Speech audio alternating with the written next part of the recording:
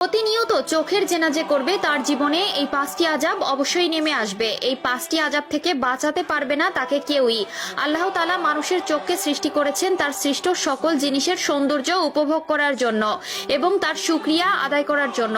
তবে যারা সেই চোখ দিয়ে আল্লাহ তাআলার কোরআনে বলা নিষিদ্ধ জিনিসগুলো দেখবে তার জীবনে এই 5টি আযাব নেমে আসবে, যার কথা বিভিন্ন হাদিসের মধ্যে এসেছে। আল্লাহ তাআলা চোখের জিনাকে কঠোরভাবে বিচার করবেন বলে জানিয়েছেন আল কোরআনে। তাই যদি আমার আপনার মধ্যে কেউ প্রতিনিয়ত চোখের জেনা করে থাকে তবে এই 5টি আযাব আমার আপনার সাথেও হতে পারে। তাই সাবধান হন এখন থেকেই। চোখের জেনা হতে পারে এমন কাজ থেকে বিরত থাকুন। যদি কোনো প্রকৃত মুসলিম ব্যক্তি এই আযাব 5টি সম্পর্কে জানতে পারে তবে ইনশাআল্লাহ সে আর চোখের জেনা করবে না। তবে যে সকল মুসলিম ভাই ও বোনেরা আগে থেকেই সতর্ক আছেন তারা কমেন্টে একবার আলহামদুলিল্লাহ বলবেন এবং ভিডিওটি সর্বস্তরের লোকদের মধ্যে ছড়িয়ে দিন, যাতে করে তারা জানতে পারে চোখের জেনা করলে আল্লাহ তাআলার পক্ষ থেকে কোন 5টি আযাব তার উপরে নসিব হবে। চলুন ভিডিওটি শুরু করা যাক।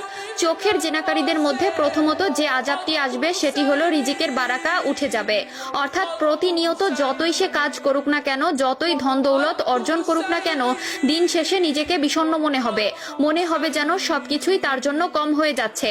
তবে সে দেখতে পাবে তার থেকেও কম আয় রুজির মানুষরা তার থেকেও ভালো দিন কাটাচ্ছে। জেনাকারীদের উপর দ্বিতীয় যে আযাবটি আসবে সেটি হলো তাদের হৃদয় শক্ত হয়ে যাবে, কোনো ভালো কাজে মন বসবে না, সব সময় বাজে চিন্তা ভাবনা মাথায় ঘুরবে, যার ফলে সে যে কাজটি করতে যাবে সেই কাজেই সে অনেকবার ব্যর্থ হবে।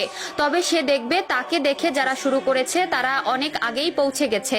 তৃতীয় নম্বরে যে আযাবটি তাদের উপর আসবে সেটি হলো স্মৃতিশক্তি লোপ পাওয়া। যারা অতিরিক্ত চোখের জিনা করবে তাদের মস্তিষ্ক দুর্বল হতে শুরু করবে।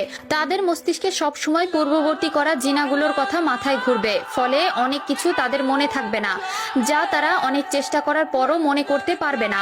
চতুর্থ নম্বরে যে আযাবটি রয়েছে সেটি হলো তাদের নামাজের মনোযোগ নষ্ট হয়ে যাবে। অর্থাৎ তারা মনোযোগী হয়ে নামাজ পড়তে পারবে না। সব সময় দুনিয়াবি চিন্তা এবং নানাবিধ পেরেশানি তাদের মাথায় ঘোরাঘুরি করবে। সূরা কালামের মধ্যেও বারবার ভুল করবে। নামাজে কত রাকাত নামাজ আদায় করলো সেই গণনাটাও তার ভেতরে থাকবে না। এবং পঞ্চম আযাবটি হলো সর্বোচ্চ বড় আযাব, যেটি হলো মৃত্যুর সময় তার কালেমা উচ্চারণে জবান বন্ধ হয়ে যাবে। অর্থাৎ সে যখন মৃত্যুবরণ করবে তখন তার জবান থেকে নির্গত হওয়া শেষ বাণী কখনোই কালেমা হবে না। আল্লাহ তাআলা এই ক্ষমতাটি তার থেকে কেড়ে নিবেন।